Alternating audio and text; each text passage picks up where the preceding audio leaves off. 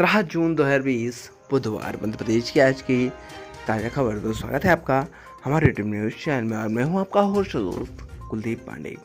दर्शकों, आज के इस वीडियो में हम बात करने जा रहे हैं मध्य प्रदेश की आज की ताज़ा खबर के विषय में। कौन कौन सी खबरें हैं और क्या है पूरी जानकारी जानने के लिए इस वीडियो को अंत तक अवश्य देखें। आइए बढ़ते अपडेट की ओर जान लेते हैं पूरे अपडेट को विस्तार से। आइए शुरू करते हैं पहले बड़ी अपडेट खबर से जो निकल के आ रही है मध्य प्रदेश में इन जिलों में येलो अलर्ट, 17 जिलों में भारी बारिश की चेतावनी। दोस्तों, मध्य प्रदेश में मानसून के प्रवेश करते ही इंदौर, भोपाल समेत अधिकतर जिलों में बारिश का दौर शुरू हो गया है। लंबे समय के बाद लोगों को चिपचिपाती गर्मी और उमस से राहत मिली है। रविवार सोमवार को प्रदेश के कई जिलों में तेज हवाओं के साथ बारिश हुई। मौसम विभाग ने अगले 24 घंटों में 17 जिलों में भारी बारिश की चेतावनी दी है और येलो अलर्ट भी जारी किया है। आगामी 48 घंटों के दौरान मानसून के पूर्वी मध्य प्रदेश की तरफ बढ़ने की पूरी संभावना है। मौसम विभाग की माने तो दक्षिण पश्चिम मानसून ने प्रदेश के होशंगाबाद, इंदौर, शहडोल और जबलपुर संभाग के ज़्यादातर जिलों में एंट्री हो गई है। पिछले 24 घंटों के दौरान मानसून की पहली बारिश इंदौर, जबलपुर और ग्वालियर संभाग के साथ ही उज्जैन, होशंगाबाद में दर्ज की गई। आगामी 24 घंटों के दौरान 17 जिलों में भारी बारिश की चेतावनी जारी की गई है। इसके लिए येलो अलर्ट भी जारी कर दिया गया है। वहीं भोपाल सहित रीवा, शहडोल, जबलपुर, होशंगाबाद, इंदौर, उज्जैन, ग्वालियर व चंबल संभाग में गरज चमक के साथ बौछारें पड़ने की उम्मीद है। वहीं भोपाल में मानसून आज दस्तक दे सकता है। इन जिलों में येलो अलर्ट दोस्तों अनूपपुर, बड़वानी, बैतूल, छिंदवाड़ा, धार, डिंडोरी, होशंगाबाद, हरदा, झाबुआ, खरगोन, नरसिंहपुर, रीवा, सिवनी, शहडोल, सीधी, सिंगरौली और उमरिया जिले में येलो अलर्ट मौसम विभाग ने जारी किया गया है। इसका मतलब है कि यहाँ पे भारी बारिश की अनुमान है। आइए बढ़ते हैं आगे, बात कर लेते हैं अगली वाली अपडेट खबर की जो निकल के आ रही है। मैंने 4 बार लिखा हमारे मंत्री के लिए पत्र, लेकिन मंत्री ने कोई जवाब नहीं दिया। दोस्तों, मध्य प्रदेश के ग्वालियर चंबल क्षेत्र में भारतीय जनता पार्टी के अंदर सिंधिया समर्थक और सिंधिया विरोध की राजनीति तेज होती जा रही है। शिवपुरी जिले के कोलारस विधानसभा सीट के विधायक श्री वीरेंद्र रघुवंशी ने ज्योतिराज सिंधिया के आशीर्वाद से मंत्री बने गोविंद सिंह राजपूत पर महत्व न देने का आरोप लगाया है। न्यूज एजेंसी एएनआई ने अनुसार भारतीय जनता पार्टी के नेता एवं कोलारस विधानसभा सीट से विधायक श्री वीरेंद्र रघुवंशी ने कहा कि माननीय मंत्री गोविंद सिंह राजपूत को मैंने 4 बार पत्र लिखा, उन्होंने एक का भी जवाब नहीं दिया। उनसे निवेदन है कि मेहरबानी कर अपने विभाग को देखें। मामला गोदामों के बाहर खुले में पड़े अनाज का है जो बारिश में भीग गया है। कौन है वीरेंद्र रघुवंशी? दोस्तों, अपने ही मंत्री के खिलाफ बयान क्यों दिया? दरअसल श्री वीरेंद्र रघुवंशी मूलतः कांग्रेस नेता हैं। ज्योतिराज सिंधिया के जबरदस्त समर्थक हुआ करते थे, फिर अचानक ज्योतिराज सिंधिया के विरोधी हो गए और भारतीय जनता पार्टी में शामिल हो गए। भाजपा से टिकट मिला और विधायक भी बन गए, परंतु ज्योतिराज सिंधिया ने पार्टी बदल ली। मंत्री श्री गोविंद राजपूत ज्योतिराज सिंधिया की टीम के सदस्य हैं, अतः विधायक श्री वीरेंद्र रघुवंशी ने शिवराज सिंह चौहान सरकार के मंत्री की निंदा नहीं की है, बल्कि ज्योतिराज सिंधिया के समर्थक मंत्री पर सवाल उठाया है। मामला गुटबाजी का है। आगे बढ़ते हैं आगे, बात कर लेते हैं अगली बड़ी अपडेट खबर की जो निकल के आ रही है। मध्य प्रदेश में उपचुनाव के लिए डेट तैयार, पढ़िए जानिए कहां पर होगा मतदान। दोस्तों, मध्य प्रदेश की 24 रिक्त विधानसभा सीटों पर उपचुनाव के लिए भारतीय जनता पार्टी एवं कांग्रेस पार्टी के अभियान शुरू हो चुके हैं, लेकिन चुनाव आयोग ने अब तक तारीख घोषित नहीं की है। सूत्रों का कहना है कि मध्य प्रदेश में उपचुनाव 24 सीटों के लिए तारीखों का फैसला हो चुका है। अभी सभी संबंधित पक्षों को एनओसी प्राप्त होते ही तारीखों का ऐलान भी कर दिया जाएगा। मध्य प्रदेश की 3 विधानसभा सीटों पर मतदाता सूची का पुनरीक्षण है। मध्य प्रदेश की सुमावली, मुरैना, दिमनी, अम्बाहा, मेहगांव, गोहद, ग्वालियर और ग्वालियरपुर, डबरा, भांडेर, करेरा, पोहरी, बामोरी, अशोकनगर और मुंगावली, सुर्खी, सांची, अनूपपुर, सांवेर, हाटपिपलिया, सुवासरा, बदनावर समेत जोरा और आगरमालवा विधानसभा सीटों पर उपचुनाव में उपयोग होने वाले मतदाता सूची के पुनरीक्षण का काम शुरू कर दिया गया है। साथ ही ईवीएम और वीवीपैट मशीनों की पहले स्तर पर होने वाली FLC चेकिंग शुरू की जा चुकी है।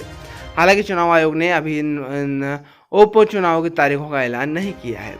कोरोना वायरस के खतरे के बीच मतदान का प्रबंध क्या होगा, ये आपको बता दें कि अरुण तोमर, अपर मुख्य निर्वाचन अधिकारी, ने बताया है कि चुनाव आयोग कोरोना महामारी के चलते उपचुनाव वाले क्षेत्रों पर ध्यान रखे हुए हैं। उपचुनाव के दौरान 24 विधानसभा सीटों के तहत आने वाले क्षेत्रों में कोरोना संक्रमण की स्थिति को देखा जाएगा, क्योंकि कोरोना महामारी के बीच चुनाव कराए जाने का आयोग को मतदाताओं के बीच सोशल डिस्टेंसिंग का पालन कराए जाने समेत अनेक बीच मास्क, सैनिटाइजर और ग्लव्स का वितरण किया जाएगा।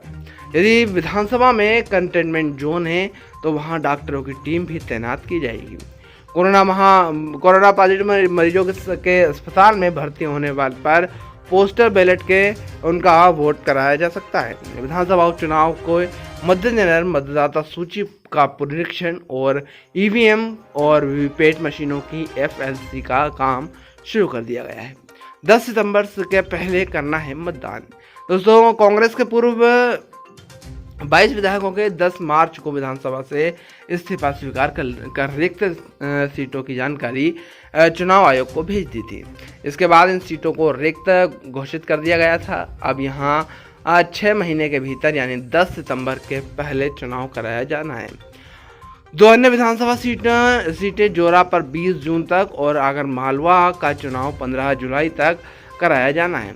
जोरा सीट पर उपचुनाव आगे बढ़ाए जाने पर आयोग धारा 151 के तहत नोटिफिकेशन जारी कर चुका है। इसी तरह आगर मालवा सीट पर उपचुनाव कराए जाने की तारीख भी आगे बढ़ाई जाने पर विचार किया जा रहा है। इसलिए इन दोनों सीटों पर भी विचार 22 विधानसभा सीटों के उपचुनाव पर कराए जा सकते हैं। आइए बढ़ते हैं आगे, बात कर लेते हैं अगली बड़ी अपडेट खबर की, जो निकल के आ रही है कोरोना वायरस से।